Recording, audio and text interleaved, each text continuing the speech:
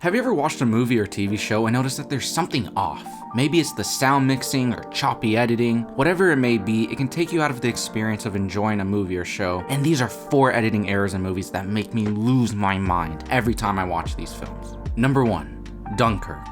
When Dunkirk hit theaters back in July of 2017, the film had the most amount of usage of an IMAX camera for a theatrically released film, with an outstanding 70% of the film being shot with IMAX cameras. This record was then broken only a year later with Avengers: Infinity War becoming the first theatrically released film to ever be shot entirely on IMAX. The reason this is so impressive is because IMAX cameras are 1, extremely loud, and 2, extremely large, which is what actually leads to this issue I have with Dunkirk. You see, since every camera has different size lenses, they all capture light, color, and depth differently, so everything for the most part was filmed with IMAX cameras, except for most of the scenes that take place on the little yacht. This was most likely due to the size of the cameras and Nolan wanting to actually film out at sea for wide shots. They most likely needed a smaller camera to fit into all the small places, so every time the movie cuts to the boat, you see the aspect ratio change. But that isn't my issue, it's the fact that the movie has a brighter lighting and color correction, so throughout the movie, it would immediately cut to the scene at the boat where the lighting and color correction is way darker. Then I'd have to adjust my eyes, and it was just annoying, man. But since I added an error that irritates my eyes, it's only fair to add one to this list that annoys my ears. That one being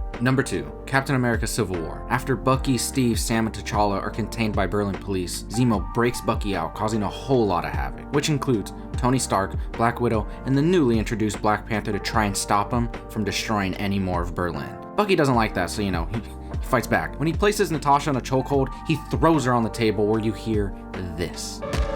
A horrendous audio spike of ScarJo coughing. What most likely happened was during the take, the boom operator might have placed the mic a little too close to the actress, causing such a loud recording. And look, I shouldn't be talking about this. If you go and look at some of my other videos, I could have the same issue. But then again, my videos don't have a $200 million budget. I guess this one just annoys me a little bit more because it's such an easy fix. They could have just gone and done an ADR where they take the actors into a sound booth and re-record the lines for the movie. And now, let me blow your mind real quick. Pretty much every time you see a character with the mask that is covering their face, Spider-Man, Iron Man, Black Panther, all of their lines are re-recorded because it is usually muffled on set with all the face coverings. On top of that, most background noises in movies and TV shows have the entire scene redone with the sound making company that creates sounds to have more crisp audio, since the only audio really being picked up is dialogue. So yeah, think about that the next time you watch something. But anyways, Marvel is not the only one to have editing errors. DC can and has been at fault too.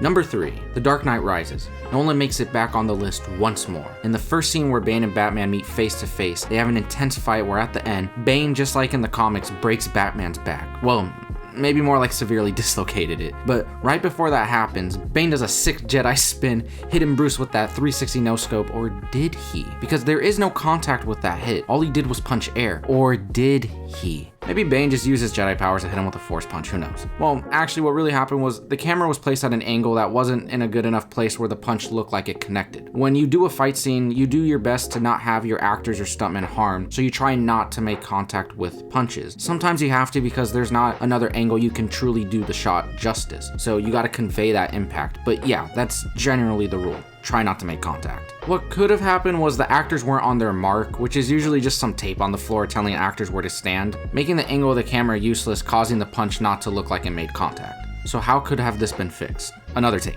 Yeah. Or there have been methods where you can extend arms and legs through CG to make the contact connect. So you purposely punch air and then have your CG team extend the limbs to make it touch the other person and hope it happens fast enough for the audience not to notice. You can actually see an example of it being done right here in this fight scene from Daredevil. Number 4, Transformers: The Last Knight. I have no segue, let's just get to it. Transformers: The Last Knight was the last of what I guess is called the Bayverse now, before they rebooted the timeline with Bumblebee. And man, did that franchise go out with a whimper.